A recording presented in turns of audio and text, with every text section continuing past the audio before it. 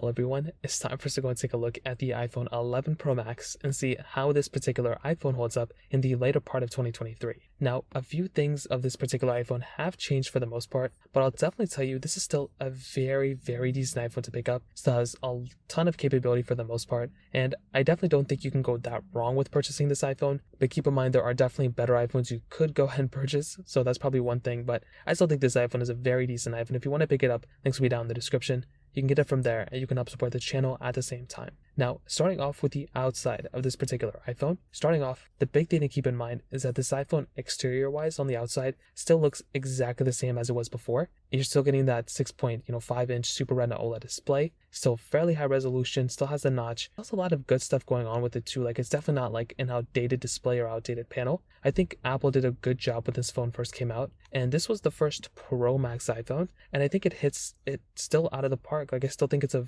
very, very good device for sure, at least on the outside. Now, on top of that, I would still say the body of this thing feels very good. That frosted glass back on this device is amazing, and that feels very, very good in the hand. Like, without a doubt, it is easily one of my favorite feeling phones, and it still feels and performs very well on the outside. And that triple camera setup still looks and feels very good too. It still performs very, very good for what you're getting. The big changes that came kind of with this year though, number one, you are kind of getting, for the most part, like the new version of iOS 17. Now, I say kind of because, you're definitely getting a lot of features within iOS 17, but this iPhone sadly was kind of the cutoff point for a lot of features. Unfortunately for us, the iPhone 11 Pro Max kind of did miss out on a lot of features that iOS 17 kind of brought. Now, like FaceTime gestures and different things like that, unfortunately, we didn't get all those on the iPhone 11 Pro Max, but there's still a lot of features here that I really like. The iPhone 12 kind of was the cutoff point here, but I still think that's very, very fine. And for the most part, probably for every single person out there, you're probably still going to be getting a very, very good performing phone on iOS 17. We're like on iOS 17.1.1 right now. The 17.2 beta just came out. So, we still have a little bit of, a ways to go for this particular device. But like I said, I think Apple did a good job when this phone first came out, and I think this phone's still performing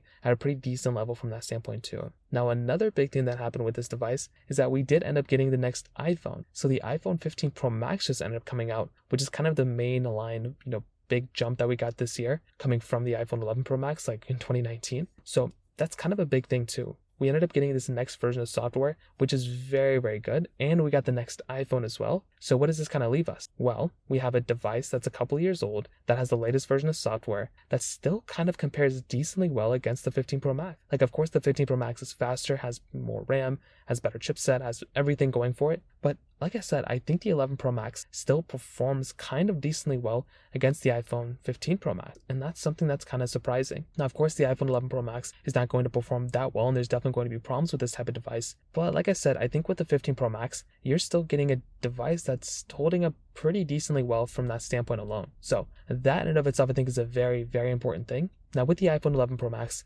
again, this is an older device. It does not have as much RAM. It doesn't have as much, power as the latest iPhones, but you're still getting a decent device. And even on iOS 17, I still think it's performing at a pretty decent level from that standpoint alone. So overall, what I'll tell you is I think the iPhone 11 Pro Max is probably still worth buying. It's not perfect, but it's a pretty good iPhone. And I definitely do think from that standpoint, it's a decent device for sure. That kind of covers it up there. If you have any other thoughts or questions, let me know in the comment section below. Hit the like button, that'll mean so much, but definitely hit that subscribe button. More importantly than everything else, I love every single one of you guys. Hopefully I'll catch you guys in the next video. Peace out till then.